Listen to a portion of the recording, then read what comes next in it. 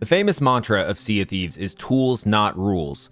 In a sandbox filled with countless adventures and activities, what the happened here, Rare? No, I'm genuinely curious. If you started playing Sea of Thieves post Season 5, do you even know what this is or how it works?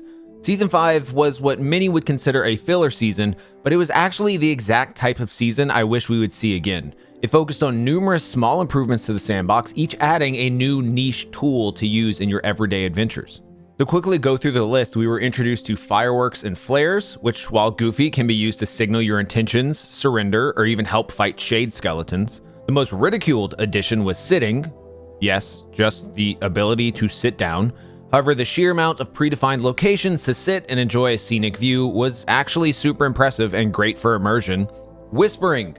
I don't know why no one talks about this mechanic, but it's criminally underutilized. Flip your speaking trumpet around and have a private chat. Or in my case, try to sell out a rival crew in exchange for a chance to steal your loot.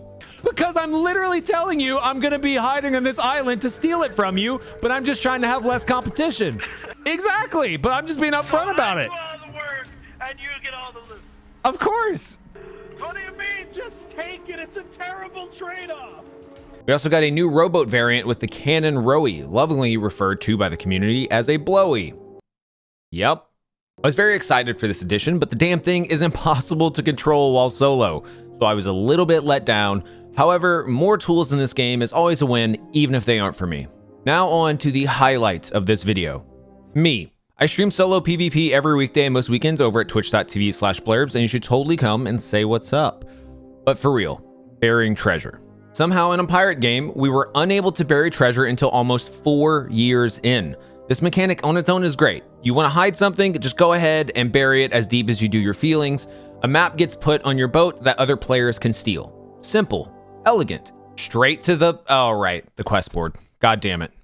The way this works is if you bury treasure, you can take your map and post it to the quest board for other players to dig up. You get gold and rep if they complete it, even if you're offline at the time. There's a bit more to it, but the major flaw in this system is once the server you posted the map on dies, so does your quest. And in 2023, virtually no one looks at the quest board as it's normally only filled with horrible pre-generated quests. In a season that was all about multiple small improvements to the sandbox, the quest board was a step too far. The time spent developing that could have been better spent just adding more ways to interact with other players. The current implementation of the quest board would be much better utilized as a bounty board. You have beef with someone on the server, pay gold up front to have the bounty put on their head. Anyone looking at the bounty board would see the target's name and the region they were last seen in, maybe even include a visual marker on the map to let players know that there are active bounties on the board. Before you finish typing your comment, of course, this could be exploited for gold trading and or player listing.